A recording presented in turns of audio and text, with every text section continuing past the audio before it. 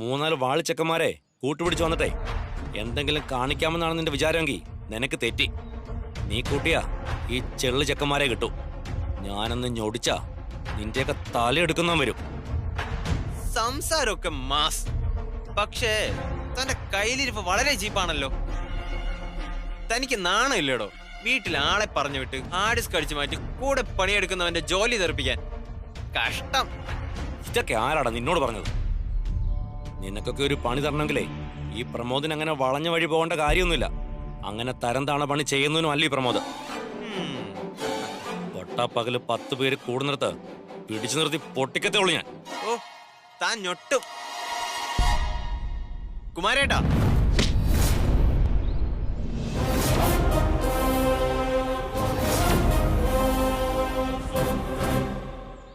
ഇനി പറയടോ ആ തരം താഴ്ന്ന പണി താൻ ചെയ്തിട്ടില്ലാന്ന്. കുമാരേട്ടാ, നിങ്ങൾക്ക് ഇയാളെ അറിയാവോ? പിന്നെ ഇത് പ്രമോദ് സാറ്. ഇയാളല്ലേ എനിക്ക് കുപ്പി വാങ്ങി തന്നത്. എന്നിട്ട് മോന്റെ ചേട്ടന്റെ ചുവന്ന ബാഗിലുള്ള ആ കറുത്ത ഡിസ്ക് വീട്ടിൽ നിന്ന് എടുപ്പിച്ചത്.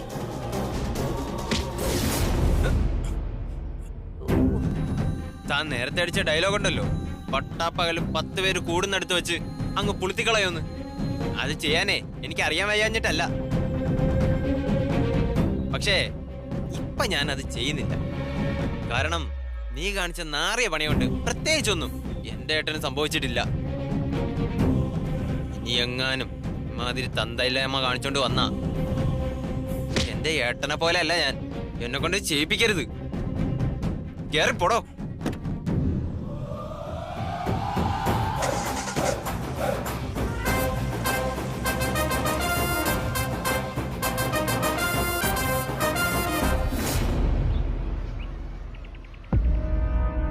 ചെലപ്പോ ചെയ്ത് കാണും. അച്ഛന്റെ മോനെ കയ്യിലിരിപ്പ് അങ്ങനെയാണല്ലോ. അയ്യോ, ആണോ? പക്ഷേ കാര്യങ്ങൾ കൈവിട്ട് പോവുകയാണല്ലോ മോളെ. അച്ഛൻ നിന്റെ ആങ്ങളമാർക്കെതിരെ കൊട്ടേഷൻ കൊടുത്തിട്ടുണ്ട്. കയ്യോ കാലോ എടുക്കണമെന്നാ പറഞ്ഞിരിക്കുന്നത്. എന്തിനും പോകുന്ന കൂട്ടരാ. നിന്റെ ചേട്ടന്റെ കല്യാണമൊക്കെ നിശ്ചയിച്ചിരിക്കല്ലേ. മിക്കവാറും അവന് താലി കെട്ടാൻ കൈയുണ്ടാവില്ല.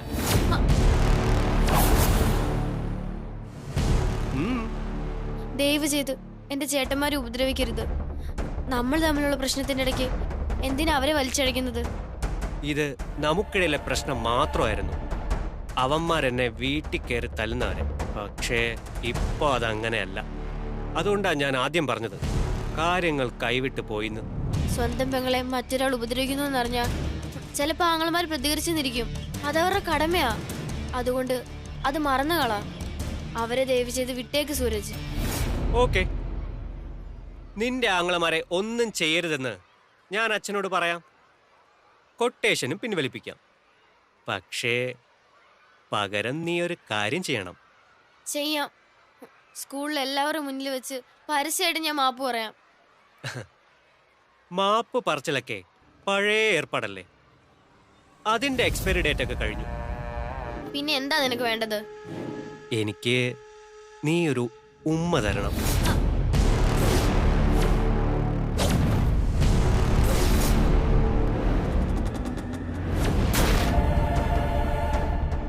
വെറും ഉമ്മയല്ല, ഫ്രഞ്ച് കിസ്. ഒരിക്കലും പറ്റില്ല. നിന്റെ ആഗ്രഹം നടക്കാൻ പോകുന്നില്ല. എന്നാ പിന്നെ നിന്റെ ചേട്ടന്മാരെ അനുഭവിക്കട്ടെ. അല്ലാതെ എന്ത് പറയാൻ?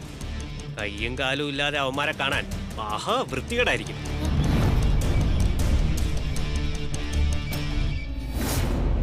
എന്റെ അച്ഛൻ പറഞ്ഞതുപോലെ ചെയ്യുന്ന ആളാ.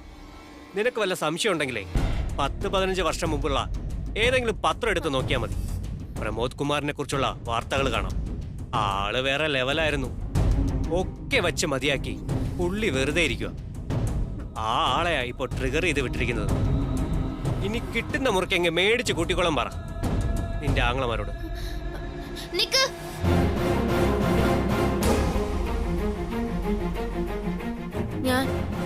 ഞാൻ എന്ത് വേണമെന്ന് വെച്ചാ ചെയ്യാം സൂരജ്. എന്റെ ഏട്ടന്മാരെ ഒന്നും ചെയ്യരുത് പ്ലീസ്.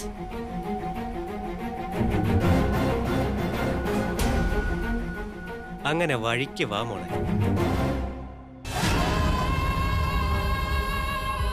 എന്നാ പിന്നെ സമയം കളയണ്ട, പെട്ടെന്നായിക്കോട്ടെ.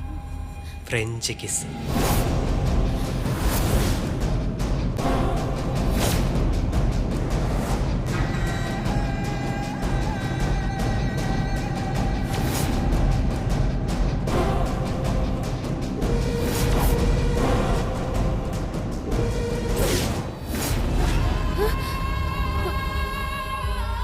അല്ലെങ്കിൽ ഇപ്പൊ വേണ്ട. ഏറെ കൊതിയുള്ള ചില ചോക്ലേറ്റുകൾ അങ്ങനെ പെട്ടെന്ന് കഴിക്കില്ല ഞാൻ. നാവിൽ വെള്ളമുറിയാലും ഇങ്ങനെ കാത്തു സൂക്ഷിച്ചു വയ്ക്കും. ഇടയ്ക്കെടുത്ത് നോക്കും, മണക്കും, അങ്ങനെ അങ്ങനെ. എന്നെ ഉമ്മ വെക്കാൻ തുനിഞ്ഞപ്പോ നിന്റെ കണ്ണുകളിൽ കണ്ടൊരു ഭാവമുണ്ടല്ലോ, എനിക്ക് നന്നായിട്ട് ഇഷ്ടമായി. So sweet.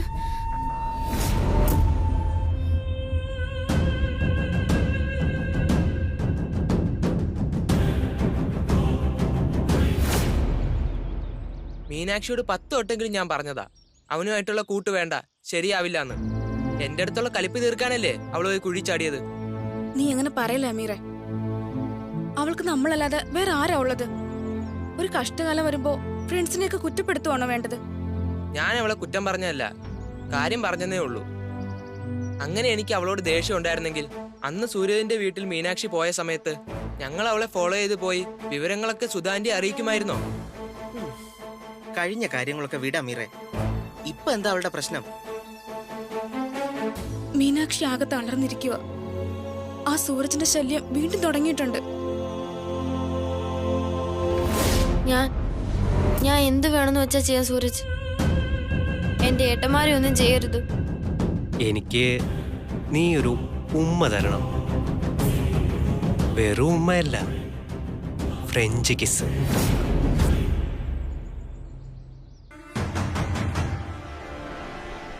ഇതൊരു വൻ തലവേദനയായല്ലോ.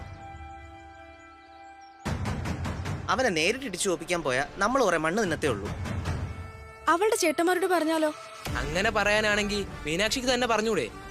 അത് പിന്നെയും വലിയ പ്രശ്നങ്ങൾ ഉണ്ടാക്കുമെന്ന് വിചാരിച്ചിട്ടായിരിക്കും അവളത് ചെയ്യാത്തത്. പിന്നെ എന്താ ഒരു വഴി?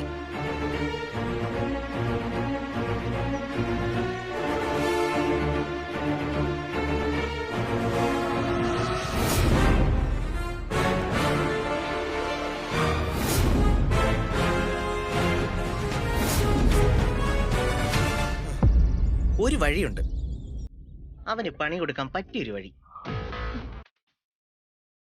എന്താണത്? അത് വേറൊന്നുമല്ല,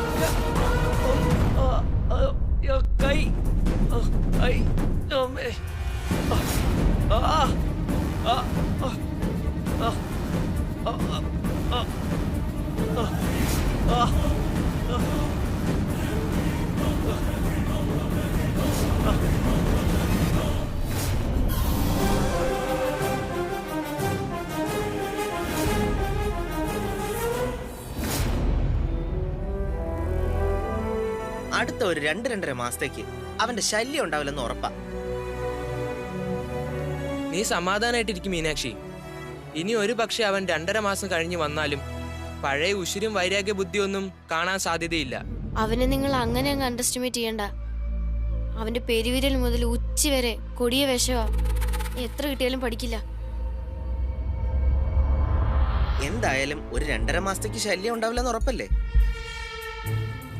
അത് കഴിഞ്ഞാൽ വീണ്ടും എന്തെങ്കിലും ഒരു കലിപ്പുമായിട്ട് വന്നാ അപ്പം നോക്കാം. മീനാക്ഷി തൽക്കാലം ആ കാര്യം മറന്നേക്ക് and concentrate on your studies. Thank you so much.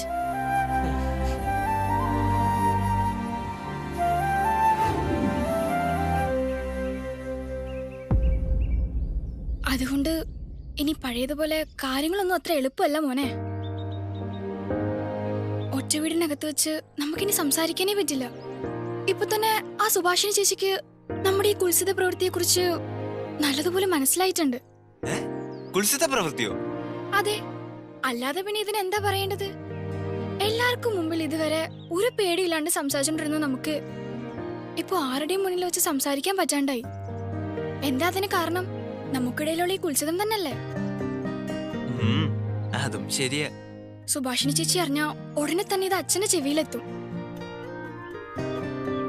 അതോടെ എന്റെ കാര്യത്തിൽ ഒരു തീരുമാനമാവും. മിക്കവാറും അച്ഛൻ തന്നെ എന്നെ കൊല്ലും. ആ അതിനെ നിന്നെ ഞാൻ നിന്റെ അച്ഛന് വിട്ടുകൊടുത്തിട്ട് വേണ്ടേ? ഇയാൾ എന്തോ ചെയ്യും? നിനക്ക് വേണ്ടി ഞാൻ എന്തും ചെയ്യും. മാർജാരം പിള്ളക്കിട്ട് 2 കൊടുക്കേണ്ടി വന്നാ കൊടുക്കും. നിന്നോട് ഞാൻ പറഞ്ഞതാ എന്റെ അച്ഛനെ കുറിച്ച് എങ്ങനെയൊന്നും പറയല്ലെന്ന്. അങ്ങനെയുടെ ഈ സ്വഭാവത്തിന് പിന്നെ എങ്ങനെയാ പറയാതിരിക്കുന്നത്? നിന്നെ തൊട്ട അയാളെ ഞാൻ വെട്ടും. നിനക്ക് വേണ്ടി ആവുമ്പോഴേ എനിക്ക് ധൈര്യവും ശക്തിയും ഒക്കെ വല്ലാണ്ട് കൂടും. അതുകൊണ്ട് വേണ്ടി വന്ന നിന്റെ അച്ഛനെ ഞാൻ തട്ടും. അയ്യോ, അതൊന്നും വേണ്ട. എന്നിട്ട് വേണം ഇയാള് പോയി ജയിലിൽ കിടക്കാൻ. നീ വേറെ വല്ല വഴിയുണ്ടെങ്കിൽ പറ. ഈ പെണ്ണിതെവിടെ പോയി?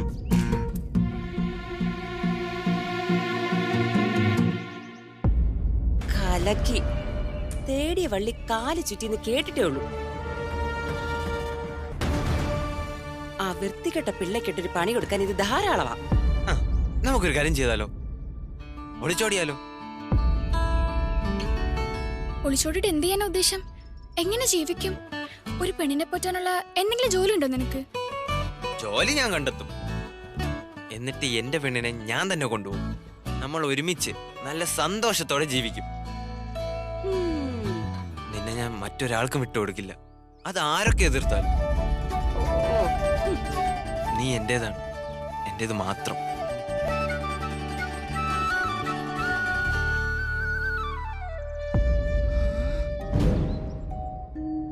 അത്യാവശ്യം ടച്ചിങ്സും തോണ്ടൽസും ഒക്കെ തുടങ്ങി. ഇതിങ്ങനെ വിട്ടാ പറ്റില്ല.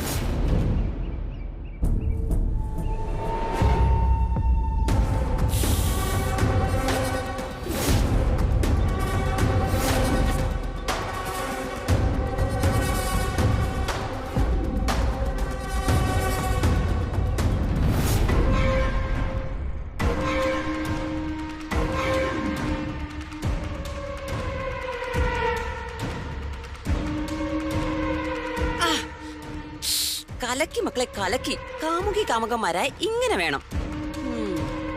ആ കള്ളപ്പിള്ളക്ക് 2 മാസത്തെ വാടക കൊടുക്കാനുണ്ട്. ഇല്ലെങ്കിൽ ഇപ്പൊ തന്നെ കൊണ്ട് കാണിക്കായിരുന്നു.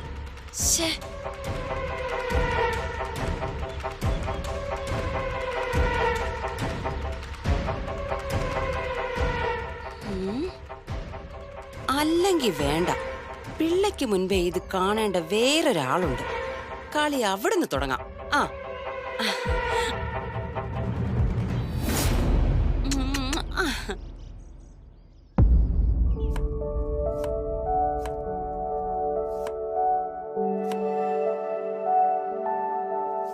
ചേച്ചി. എന്താ സുഭാഷിണി? എനിക്ക് ചേച്ചിയോട് ചില സുപ്രധാന രഹസ്യങ്ങൾ വെളിപ്പെടുത്താനുണ്ട്. വെളിപ്പെടുത്താൻ നീ ആരാ? CBI-യോ? ആ, എന്റെ വെളിപ്പെടുത്തലിന്റെ പവർ വെച്ച് നോക്കുമ്പോ CBI ഒക്കെ ചെറുത്. പക്ഷേ അതിനു മുൻപ് എനിക്ക് ചേച്ചി ചിലതൊക്കെ കാണിക്കണം. എന്നിട്ടാകാം സംസാരം. ആ ദേ, ആദ്യം ഇതൊന്ന് കാണ്.